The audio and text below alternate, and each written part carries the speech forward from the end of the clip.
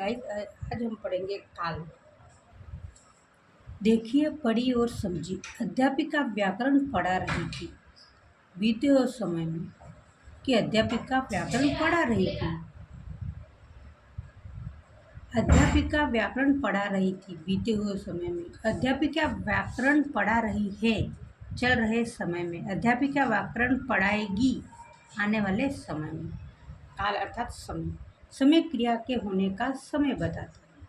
उपरोक्त वाक्यों में पहला वाक्य कार्य के पूर्ण होने के विषय में, दूसरा वाक्य कार्य के निरंतरता के विषय में तथा तीसरा वाक्य कार्य के भविष्य में होने के विषय में बता रहा है। इस प्रकार क्रिया का जो रूप उसके होने के समय का बोध कराता है उसे काल कहते हैं।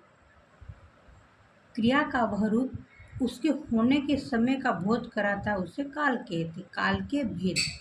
काल के तीन भेद हैं: भूतकाल, वर्तमान, भविष्यकाल। भूतकाल पास्ट टेंस। भूत अर्थात बीता हुआ, काल अर्थात समय। इस प्रकार भूतकाल का अर्थ है बीता हुआ समय। नेहा चित्र बना रही थी। किसान खेत जोत रहा था। उपयुक्त वाक्य में थी और था शब्द क्रिया के बीते हुए समय के होने का बोध करा रहे हैं। क्रिया का जो रूप उसके बीते हुए समय में होने का बोध कराए उसे भूतकाल कहते हैं। वर्तमान काल प्रेजेंट टेंस। वर्तमान अर्थात चल रहा समय। बच्चे फुटबॉल खेल रहे हैं, वर्तमान समय में बता रहा है। माली पौधे को पानी दे रहा है, वर्तमान समय का भूत करा रहा है। उपयुक्त वाक्यों में रहे हैं और रहा है शब्द क्रिया के चल रहे समय होने का बोध करा रहे हैं। क्रिया का जो रूप उसके वर्तमान समय में होने का बोध कराता है उसे वर्तमान काल कहते हैं।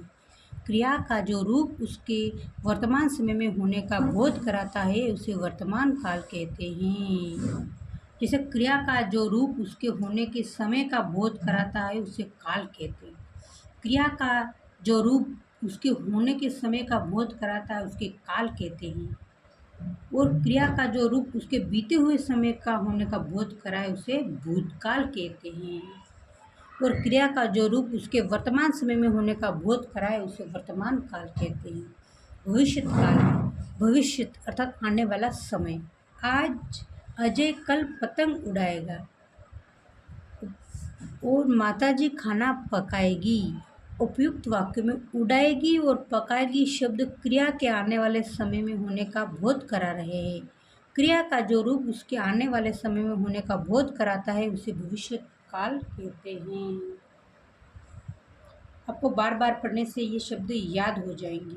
जैसे क्रिया का जो रूप उसके आने वाले समय में होने का बोध कराता है उसको भविष्य काल कहते हैं। जैसे आने वाला समय है उसको भविष्य काल कहेंगे। जैसे क्रिया का जो समय वर्तमान समय में होने का बोध कराता है उसको वर्तमान काल कहते हैं।